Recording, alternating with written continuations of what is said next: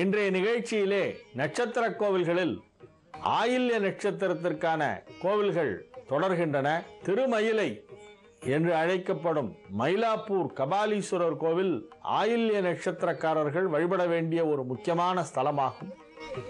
இத்தலத்திலே வந்து வழிபட்டால் ஆயில்ய நட்சத்திரக்காரர்களுக்கு திருமண தடை விலகும். இது சுக்கிரன் வந்து வழிபட்ட தலம். சுக்கிராச்சாரியாருடைய அபரிமிதமான அருள் இத்தலத்திற்கு வருவோருக்கு கிடைக்கும். சுக்கிரன் வந்து வழிபட்ட தலம் என்று சொல்வதற்கு காரணம், இறந்த பெண்ணை ஞானசம்பந்தர் உயிர்ப்பித்த இடம் இது. இறந்தவர்களை மீண்டும் உயிர்ப்பிக்கும் சக்தி சுக்கிராச்சாரியாருக்கு மட்டுமே உண்டு, வேற யாருக்குமே கிடையாது. சஞ்சீவினி மந்திரம் என்று சொல்வார்கள். மிருத சஞ்சீவினி மந்திரம் என்று ஒன்று, அது சுக்கிரனுக்குத்தான் தெரியும். அந்த சுக்கிரன் இங்கு வந்து வழிபட்டு இருக்கிறார். பக்கத்திலே வெள்ளீஸ்வரர் என்னும் ஒரு கோவில் இருக்கிறது. அதெல்லாம் சேர்ந்து ஒரு காலத்திலே ஒன்றாக இருந்திருக்கிறது. வெள்ளி வழிபட்டதால் வெள்ளீஸ்வரர் என்னும் கோவிலும் பக்கத்திலே இருக்கிறது. மயிலாப்பூர் செல்பவர்கள் கற்பாம்பாள் கபாலீஸ்வரர் கோவிலையும் வெள்ளீஸ்வரர் கோவிலையும் சேர்ந்து வழிபட வேண்டும்.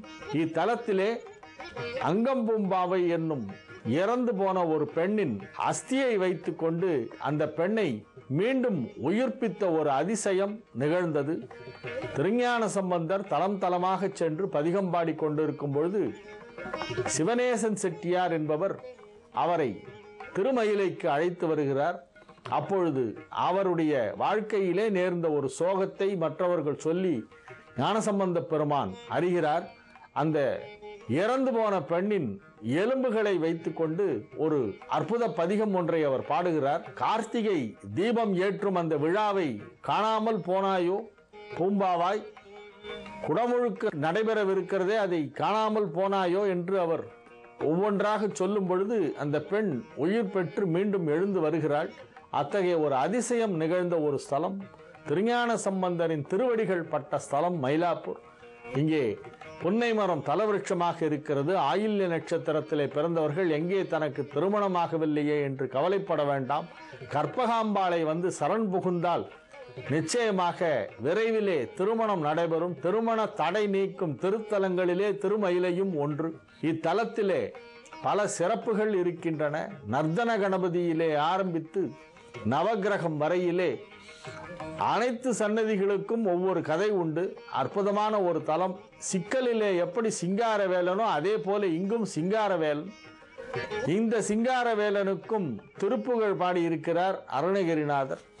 இந்த திருமயிலை எனப்படும் மயிலாப்பூர் கபாலீஸ்வரர் கோவில் இருக்கிறதே, அது ஆயில்ய நட்சத்திரக்காரர்கள் வழிபட வேண்டிய ஒரு முக்கியமான ஒரு தலமாகும். இத்தலத்திலே வெள்ளிக்கிழமை தோறும் வந்து வழிபட்டால் விரைவில் திருமணம் நடைபெறும். சுக்கிரன் திருமணத்தை நடத்தும் கிரகம். திருமணத்திற்கு சுக்கிரனின் பலம் எப்படி இருக்கிறது என்பது மிகவும் அவசியம். அந்த சுக்கிரனுக்கு இங்கு சிவ அனுகிரகம் கிடைத்த ஸ்தலம் என்பதால் இந்த சிவனை வழிபடுவோருக்கு நவ கிரகங்களின் அருளும் கிடைக்கும் என்பதில் சிறிதும் ஐயமில்லை. இத்தலத்திலே ஆதிசேஷனுடைய நட்சத்திரமான ஆயில்யத்தில் பிறந்தவர்கள் புன்னை மரத்தை நட்சத்திர விருட்சமாக கொண்டவர்கள் இத்தலத்திற்கு வந்து இங்கு உள்ள தல விருட்சமாகிய புன்னையை வழிபட்டால் அனைத்து நலன்களும் கிடைக்கும். இத்தலத்திலே அற்புதமாக கோசாலை ஒன்று இருக்கிறது. பசுமாடுகள் எல்லாம் பராமரிக்கப்பட்டு வருகின்றன. இத்தலத்திற்கு வருபவர்கள் கற்பகாம்பாளையும் கபாலீஸ்வரரையும் வழிபட்டு அங்கு உள்ள கோசாலையிலே சென்று அந்த பசுமாடுகளுக்கு தங்களால் இயன்ற அகத்திக்கீரை, புல்கட்டு, தீவனங்கள் போன்றவற்றை கொடுத்து கோமாதாவையும் வழிபட்டு வந்தால் லட்சுமி கடாட்சம் உண்டாகும். ஒரு அற்புதமான ஒரு தலமாக இந்த திருமயிலை விளங்குகிறது.